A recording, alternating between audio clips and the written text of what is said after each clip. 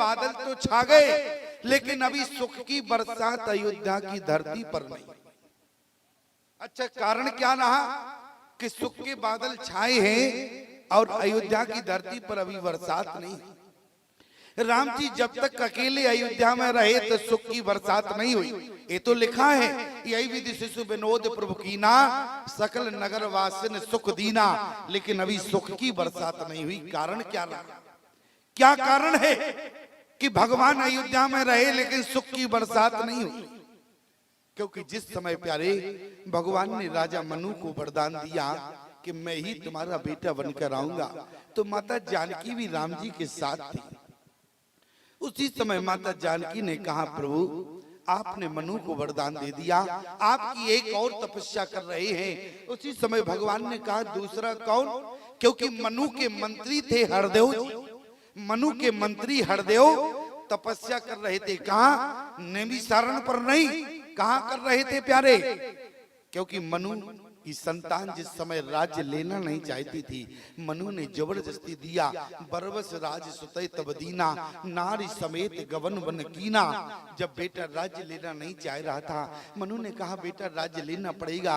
बेटों ने कहा कि पिताजी मुझे राज्य का अनुभव नहीं है, मैं राज्य को कैसे चलाऊंगा? तो उसी समय मनु ने अपने मंत्री हरदेव को बुलाया कि हम हरदेव से कहा इन्हें राज्य चलाना सिखाना, जब तक ये राज्य चलाना न सीख जाए तब तक राज्य का भार मैं तुम्हारे हाथों में सौंप रहा हूं। और जैसे हरदेव के हाथों में सौंपा, हरदेव अपने घर में गए, अपनी पत्नी से कहा आज हमारे भाग्य खुल गया। पत्नी ने कहा क्या हो गया?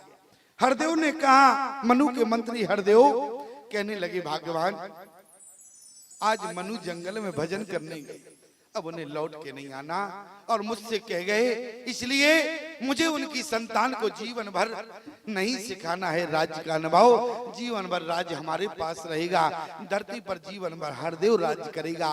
लेकिन उसी समय प्यारे हरदेव की पत्नी ने अपने माथे से सिंदूर को हटा दिया, हाथों की चूड़ियों को फोड़ दिया। बोली तुम्हारा भाग्य खुल गया, लेकिन हमारा तो कर्म फूट गया। हरदेव ने कहा ऐसी बात क्यों कर रही भगवान, आज हमारा भाग्य खुल गया। हरदेव की पत्नी ने कहा जिन्होंने राज को तिनका की भांति छोड़ दिया, आज उसी राज को तुमने स्वीकार कर लिया। लेकिन प्यारे आज हरदेव की पत्नी ने समझाया तो मनु तो नैमिषारण्य तीर्थ पर गए, लेकिन हरदेव वहीं अपने भवन में पत्नी के सहित बैठ गए, भजन करने लगे।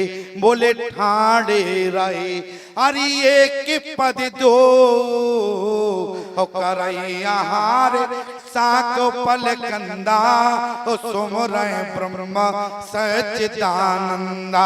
भगवान प्रकट हुए, भगवान ने कहा हरदेव मांगो। बोले मांग मांग बर, अरे भाई नववानी और परम गंभीर कृपामृत सानी। हरदेव भगवान के चरणों में गिर पड़े।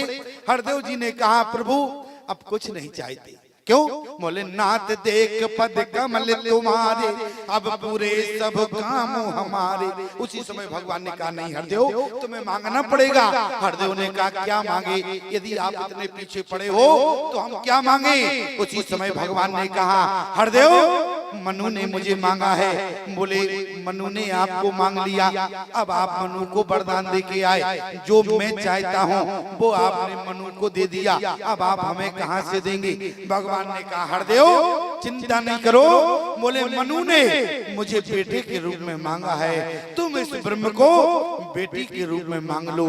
मैं मनु के यहाँ बेटा बनकर आऊंगा, तुम्हारे यहाँ बेटी बनकर आऊंगा। याद रखना प्यारे आज मनु राजा दशरथ बने और हरदेव राजा जनक बने, और जनक के यहाँ ब्रह्म बेटी बनकर आया, सीता के रूप में आया, और दशरथ के यहाँ बेटे के रूप में आया। मैं आपसे पूछना चाहता हूँ धरती पर ब्रह्म दो रूपों में प्रकट हुआ, एक बेटा के रूप में, एक बेटी के रूप में। जब धरती पर ब्रह्म का मिलन नहीं हो जाएगा, जब ब्रह्म एक सूत्र में नहीं बनेगा, तब तक सुख की बरसात नहीं होगी। प्रमाण क्या है कि ब्रह्म दो रूपों में आया? बोले जनक सुकृत मूरत बेदेही और दशरथ सुकृत राम धर दे। जनक की बेटी माता सीता है। कौन? भले ही धरती से प्रकट हुई हो, लेकिन है तो सीता ब्रह्म है, याद रखना। आज गोस्वामी जी ने क्या लिखा? जादेन ते हरि गर्भ आए, सकल लोक सुख संपत्ति छाए। लेकिन अभी बरसात नहीं हुई। लेकिन कब बरसात हुई? अयोध्या वासियों ने कहा प्रभु आप हमें सुख देते रहेंगे, क्या अयोध्या की धरती पर सुख की बरसात नहीं होगी? भगवान ने कहा जब तक ब्रह्म दो रूपों में धरती पर है, जब तक गिरा अरत जल बीच सम, अरे कैयत भिन्न नभिन्न बंदो सीता राम पद जिन्हें परम प्रिय किन। जब तक दोनों ब्रह्म नहीं मिल जाएंगे तब तक सुख की बरसात नहीं होगी। और जिस दिन ब्रह्म का मिलन हुआ तो वहां सुख की बरसात हुई। आप कहेंगे प्रमाण ऐसा कोई है? तो प्रमाण गोस्वामी जी ने क्या दिया? बोले जब ते राम ब्याए घर आए, और नित्य नव मंगल मोद बदाए, भुवन 4-10 भूधर बारी, सुख तो मेघ सुख बरसे भारी। आज अरे अयोध्या की धरती पर सुख की बरसात कब हुई? जब निर्गुण निराकार ब्रह्म दो रूपों में था, जब एक रूप में हो गया प्यारे, तो अयोध्या में सुख की बरसात हुई। अब हम शीघ्र चलते हैं, क्योंकि हम सोचते हैं कि आपने तो भागवत के माध्यम से जन्म सुना होगा, हम सोचते हैं हम भी भगवान का जन्म करा दें। आज जन्म करा देंगे, कल विवाह करा देंगे, ठीक है? इसलिए 10 मिनट की बात है, शीघ्र तो जाना नहीं है तुम लोगों। क्यों? क्योंकि हमारी घड़ी बहुत भाग रही है, क्योंकि हमारी घड़ी बहुत जल्दी भाग रही है। अच्छा, सबसे अच्छी बात तो इन लोगों में ये है कि घड़ी हमारी भाग रही है, लेकिन तुम लोग नहीं भाग रहे। और तुम भाग जाते घड़ी के साथ साथ तो तुम्हारी संख्या भी घड़ी में हो जाती है। क्यों? इसलिए तुम घड़ी के साथ नहीं हो। मैं आपसे निवेदन करूं, बोले जोग लगन ग्रह भारत तिथि और सकल भई अनुकूल, और चरवर वचर हर्ष जुत राम जन्म सुख मूल। आज पूरा पंचांग अनुकूल हो गया। पंचांग में 5 चीजें होती, ध्यान रखना। पंचांग 5 चीजों से मिलकर बना है। बोले जोग लगन ग्रह बार तिथि और सकल भई अनुकूल। और प्यारे क्या लिखा? बोले नौमी तिथि, नौमी तिथि मधुमासी पुनीता, शुक्ल पक्ष अब जित हरि प्रीता। यहाँ लेकिन दिन नहीं लिखा है। क्यों?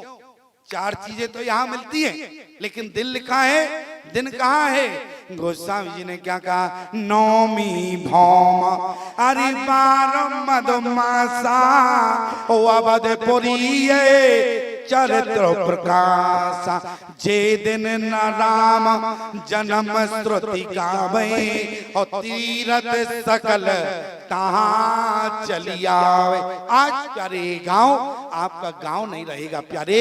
मैं चाहता हूं भगवान का जन्म हो जाए, और जन्म होते ही आपका गांव अयोध्या बन जाए प्यारे। केवल ये संत चाहता है।